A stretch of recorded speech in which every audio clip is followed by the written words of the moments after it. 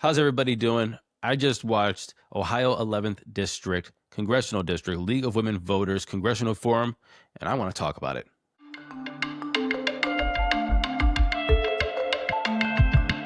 What's up, everybody? Matt here, the Angry Ohioan and the Angry Democrat. You can follow me at theangrydem.com and theangryohioan.com to see the newsletters that I put out about national and hyper-local politics.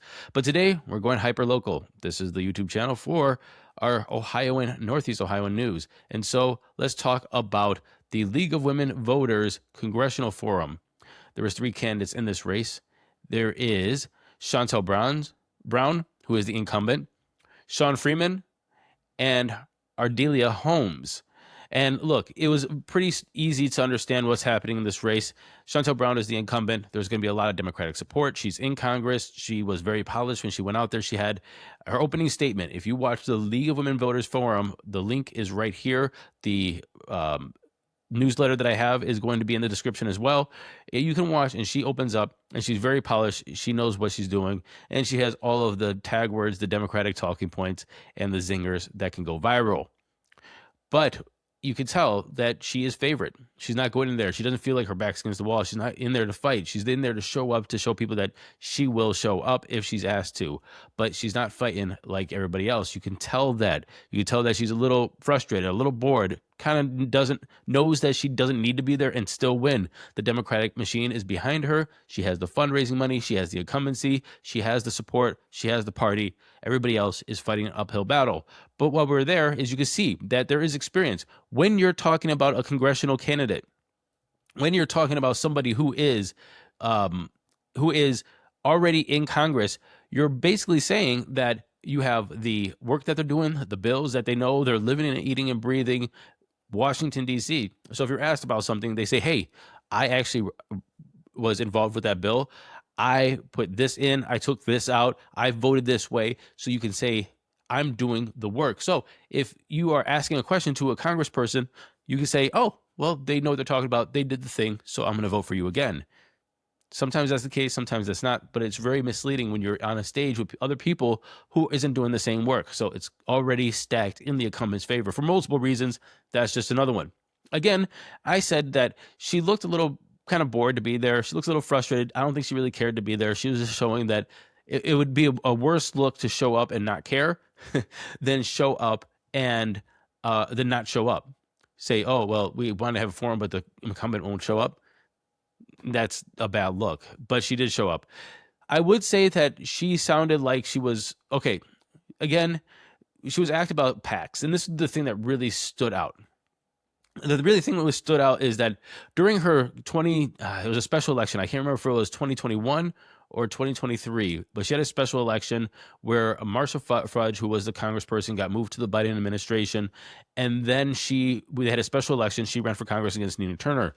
The fact is that a lot of AIPAC money came in to support Shontel Brown in that race. That really flipped things because Nina Turner, I think, was the front runner until a certain point that everything flipped. With that said, then she ran again. Nina Turner came back and ran in the actual election, and Shontel Brown, being the incumbent, won again. And it was not only just AIPAC money, it was money in general, corporate money, PAC money, super PAC money, and all kinds of money coming in there. So she was asked during this forum about PAC money, and she really knew how to. She did the weave. She's basically sugar-coated of saying like PAC money, when it comes to corporate PACs or just PAC money, is basically people being part of an industry or part of a company that wants to pull their money together and give it to a political candidate, which is technically true. Still, it wasn't what they're asking. Then when it came to super PACs and all of this, she said, oh, I want to get dark money out of politics, but didn't say anything about her taking money or the money that she already received. The fact is that she said she basically danced around the question. Everybody knew what she was talking about. It seemed to be evasive and dishonest. A couple of candidates called her out on it. That's not part of the League of Women Voters Forum rules, so they were put back in their place. The other candidates were, and they moved on. Freeman, I thought he was less polished, but he was thoughtful. I met him on stage before. He came in there, and he basically he's a Mr. Note Taker. He's very stoic, very serious, But he had very thoughtful answers. He really researched about what he wants to talk about. He understood how to answer the questions. He understood his positioning. I think he would be a great candidate. I think that he would work hard in Congress as well. Less polished, but then again, he's not somebody who is in the public figures and in the public eye 24/7. So therefore, he doesn't have to be. Trust me. Once you start getting that pressure, once you start getting more and more in front of cameras, on stages, in forums, in meetings, in fundraisers, you will get polished. Shontel Brown is. Sean is not. Doesn't mean that he doesn't have great ideas. He really proved that in this forum. And then there's Ardelia Holmes, who I thought was the only person on stage that actually was enjoying being there. She didn't take it too seriously, but she took it seriously enough to know that she was going to be a serious candidate. She had serious ideas. She was really balanced, and I thought she was creative as well. She was the only person when the people asked about minimum wage. She said, yes, I want to raise minimum wage. But what about small businesses? And brought it back to saying like, hey, I am a small business owner. Yes, you can say any kind of number you want. Doesn't mean it's going to work for my business. And if you start at one number and you go say to $20 an hour, which we could debate what wage is going to be fair for minimum wage, or what's a living wage, or should it be a living wage. We could debate all of that on some other time. But right now, she did is the only one that brought up the question of what about the small businesses? What about the mom and pop shops? What about what's happening right now? Obviously, you can push back and say, well, they should be paying minimum wage. If you can't, you should go out of business. There are plenty of places that are just making ends meet, and probably they're not even making. The owners of the business owners aren't always rich. Maybe the owners of the business are working for $5 an hour because they're there all day long trying to make their business work. So I really like the fact that she did push back. She had good positions. She had them thought, but she also thought about that I would say second and third order aspects of all of these things. And she liked being there. She was funny. She was smiling. She was cracking jokes. She was light. She didn't take it too seriously. And I just enjoyed watching her on stage. But here's the reality. The reality is that the incumbency is going to win.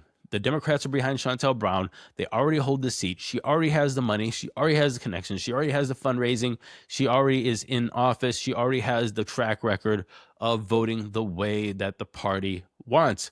Why change it? You're not. I think that Sean and Ardelia are good candidates, and I would love to see them go have a competitive primary. That this is not the case here. Shontel Brown is going to be your next congresswoman. And because it's not a competitive district, Republicans can't win. I said in the article that I wrote, you can run Jesus, Gandhi, or the Buddha as a Republican, and they all will lose in that district. Shontel Brown's your next congresswoman again. And thank you for watching. Peace.